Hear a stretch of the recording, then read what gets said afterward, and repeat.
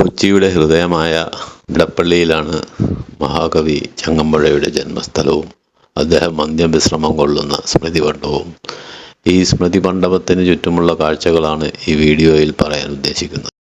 ആദ്യം നമുക്ക് ചങ്ങമ്പുഴ സ്മൃതി മണ്ഡപത്തിലേക്ക് പോകാം. ഇവിടേക്ക് പോകാനുള്ള വഴി തുടങ്ങുന്നത് ചങ്ങമ്പുഴ പാർക്കിന് സമീപത്ത് തന്നെ ചങ്ങമ്പുഴ സമാധി റോഡുണ്ട്. അതുവഴി നേരെ നടക്കുകയാണെങ്കിൽ ഏതാണ്ടൊരു 300 മീറ്റർ നടന്നാൽ മതിയാവും. അതിലേക്ക് മറ്റൊരു വഴി കൂടെ ഉണ്ട്. നമ്മുടെ ചങ്ങമ്പുഴ വായനശാലയുണ്ട്. വായനശാലയ്ക്ക് ഏതാണ്ട് എതിർവശത്തായിട്ടൊരു കൈലാസ് ബേക്കറി ഉണ്ട്. ഈ കൈലാസ് ബേക്കറിക്ക് നേരെ എതിർവശം ഒരു റോഡുണ്ട്, NSS ഹാളിൻ്റെ സൈഡിൽ കൂടെ. ആ റോഡ് വഴി കയറിയിട്ട് നേരെ ഇടത്തോട്ട് തിരിഞ്ഞ് കുറച്ച് പോയാലും ഈ സ്മൃതി മണ്ഡപത്തിലേക്ക് നമുക്ക് എത്തിച്ചേരാവുന്നതാണ്.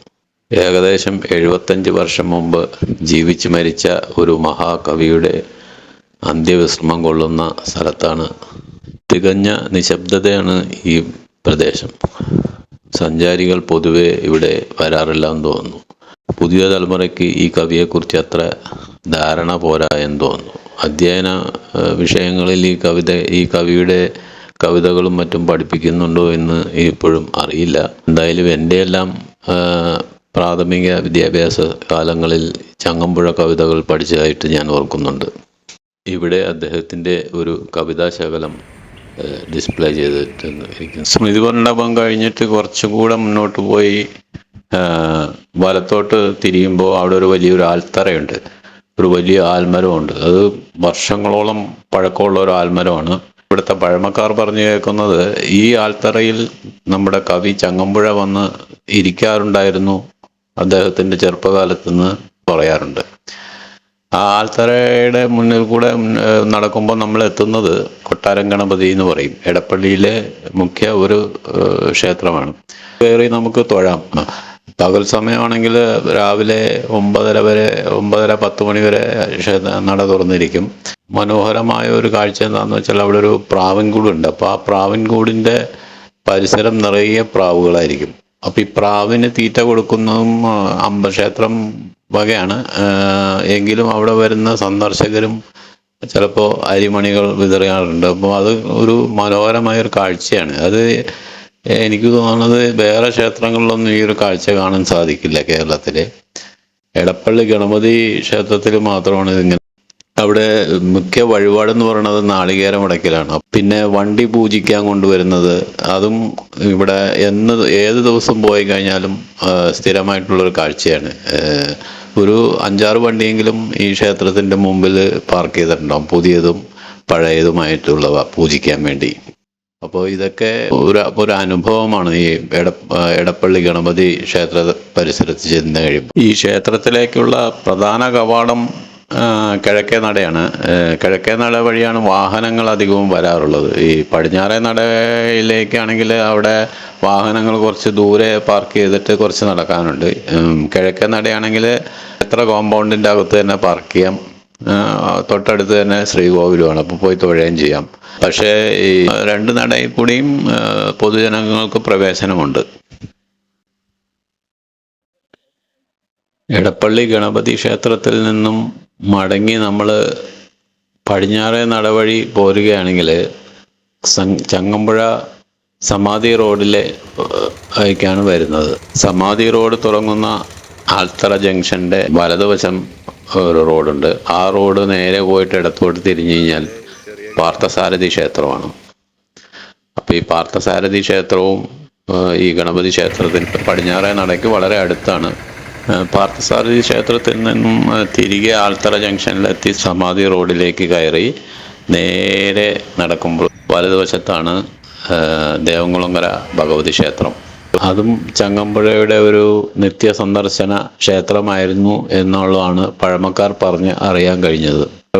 മുന്നിൽ തന്നെ ഒരു ആൽമരമുണ്ട്. അത് അവിടെയും ഈ ചങ്ങമ്പുഴ വന്നിരിക്കാറുണ്ടായിരുന്നു എന്ന് പറഞ്ഞു കേട്ടിട്ടുണ്ട്. പിന്നെ ക്ഷേത്രത്തിൽ നിത്യപൂജയുണ്ട്. നവരാത്രി ആഘോഷം ഇപ്പോൾ കഴിഞ്ഞേ ഉള്ളൂ.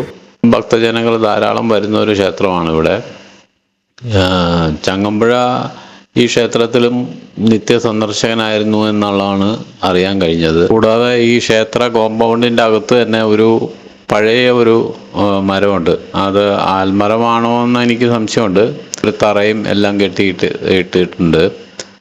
അപ്പോൾ ഈ ക്ഷേത്ര ദർശനം കഴിഞ്ഞിട്ട് വിശ്രമിക്കാൻ ആ തറയിൽ കുറച്ച് പേരിരിക്കാം. പിന്നെ ഈ ക്ഷേത്രം വളരെ പുരാതനമായ ഒരു ക്ഷേത്രമാണെന്നാണ് എനിക്കറിയാൻ കഴിഞ്ഞത്. ചുറ്റും ഒരു ഓഡിറ്റോറിയവും ഉണ്ട്. വിവിധ ആഘോഷങ്ങളും പരിപാടികളും കല്യാണങ്ങൾ വരെ നടക്കാറുണ്ട്. ദേവംകുളങ്ങര ഭഗവതി ക്ഷേത്രത്തിൻ്റെ നേരെ പുറകിലായിട്ട് വരും ഗവൺമെൻറ് LP സ്കൂള്.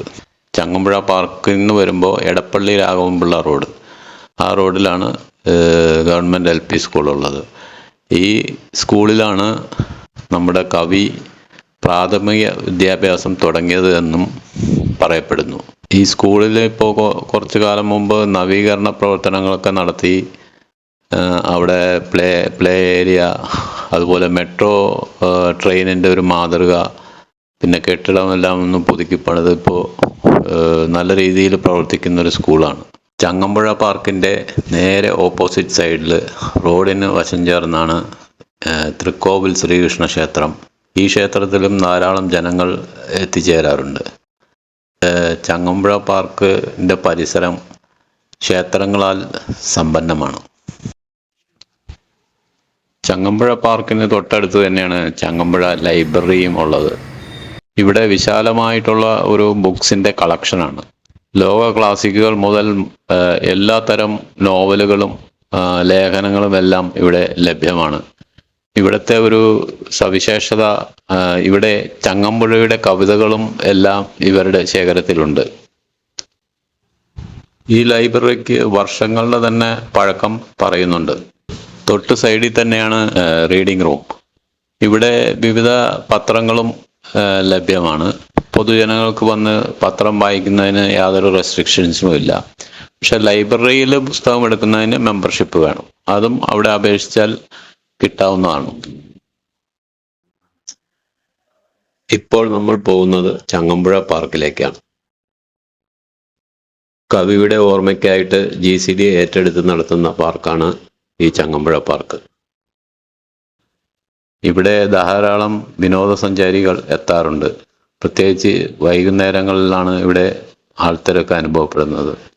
ഇവിടെ എപ്പോഴും കലാപരിപാടികളും വിവിധ സാംസ്കാരിക പരിപാടികളും എല്ലാം ഇവിടെ സ്ഥിരമായി നടക്കാറുണ്ട്. വർഷത്തിൽ 365 ദിവസവും എന്തെങ്കിലും ഒരു സാംസ്കാരിക അല്ലെങ്കിൽ കലാപരമായിട്ടുള്ള പരിപാടികൾ നടക്കുന്ന ഒരു ഇടമാണ് ചങ്ങമ്പുഴ പാർക്ക്. നഗരഹൃദയത്തിലോ അല്ലെങ്കിൽ നഗരത്തിൽ ഇതുപോലെ ഒരു കേന്ദ്രം വേറെ ഉണ്ടാവില്ല.